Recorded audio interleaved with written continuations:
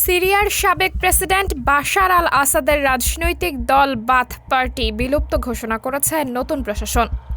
একই সঙ্গে সংবিধান বাতিল এবং সেনাবাহিনী ও নিরাপত্তা বাহিনী বিলুপ্ত করার সিদ্ধান্ত নেওয়া হয়েছে। বৃহস্পতিবার ৩০ জানুয়ারি কাতার ভিত্তিক গণমাধ্যম আল জাজিরার প্রতিবেদন থেকে তথ্য জানা যায়। প্রতিবেদনে বলা হয়, সিরিয়ার বিদ্রোহীদের হাতে ক্ষমতা হারানোর ২ মাস পর সাবেক বিরোধী দলীয় কমান্ডার আহমেদ আল শারা দেশটির ক্রান্তিকালীন প্রেসিডেন্ট হিসেবে মনোনীত হয়েছেন। নতুন সংবিধান গৃহীত না হওয়া পর্যন্ত তার নেতৃত্বই চলবে দেশটির প্রশাসনিক কার্যক্রম। সিরিয়ার রাষ্ট্রীয় বার্তা সংস্থা সানা জানিয়েছে, নির্বাচন না হওয়া পর্যন্ত আহমেদ আল শারা দায়িত্ব পালন করবেন। তার নেতৃত্বে একটি অস্থায়ী আইন পরিষদ গঠন করা হবে, যা নতুন সংবিধান কার্যকরের আগে দেশের শাসন ব্যবস্থা পরিচালনা করবে।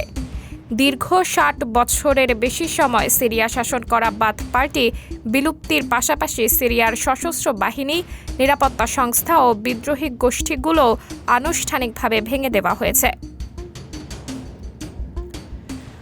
এর মধ্যে আল শারার নেতৃত্বাধীন বিদ্রোহী সংগঠন হায়াত তাহরির আল শামও রয়েছে। জানা যায়, গত ৮ ডিসেম্বর সিরিয়ার ক্ষমতা পরিবর্তনের পর রাজধানী দামেস্কে এক গুরুত্বপূর্ণ বৈঠক অনুষ্ঠিত হয়। সেখানে বিদ্রোহী কমান্ডারদের সঙ্গে নতুন প্রশাসনের ভবিষ্যতের রূপরেখা নিয়ে আলোচনা হয়েছে।